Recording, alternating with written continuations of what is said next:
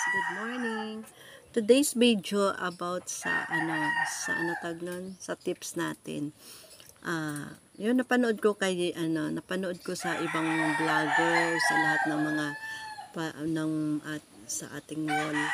Alam mo guys, ngayon wala pa tayong mga views. Yun ang problema natin, di ba? Yan. Ngayon magpakatotoo lang tayo sa ating channel. Hindi man tayo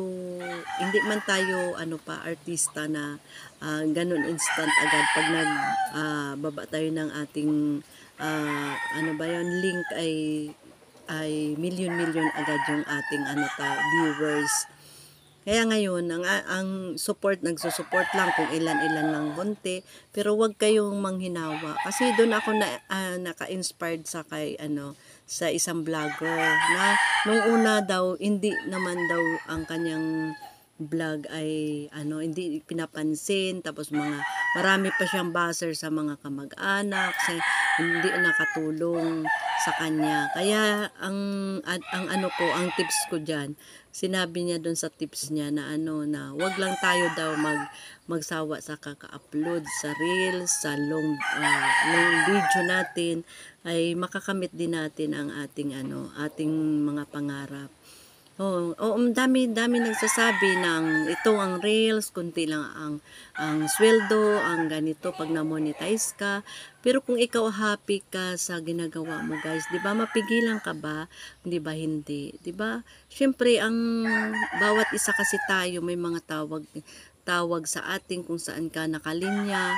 Kung magaling ka naman, wala tayong talent sa ngayon, na hindi pa tayo na-discover ni Mita, mag-antay tayo sa tamang panahon kasi ire-recommend niya naman ang channel natin.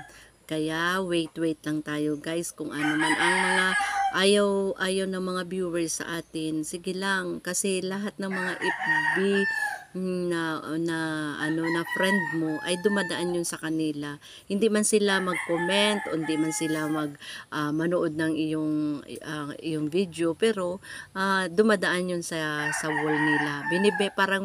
Parang lumalabas si Mita na ang nagde-deliver kung saan niya dadalhin ang ating video. Kaya ang tips ko lang, mga baguhan diyan na gusto mag-vlog, 'di ba? Maging mag-antay tayo lang sa tamang panahon, na sana ay marami din tayong mga viewers, kasi ang iba talaga napansin ko guys, pagbaba nila ng isang video nila sa kanilang pagtingin nila, seconds lang, ang dami ng mga views, tapos may mga like and share. Kaya yun yung tinitingnan ko rin sa ibang mga vlogger. Pero yun na nga, bali hindi na tayo problema kung isa sa ating mga video ay maging viral. Kaya yun, makikilala din tayo. Kaya wag na tayo magsawa sa kaka-upload, 'di ba?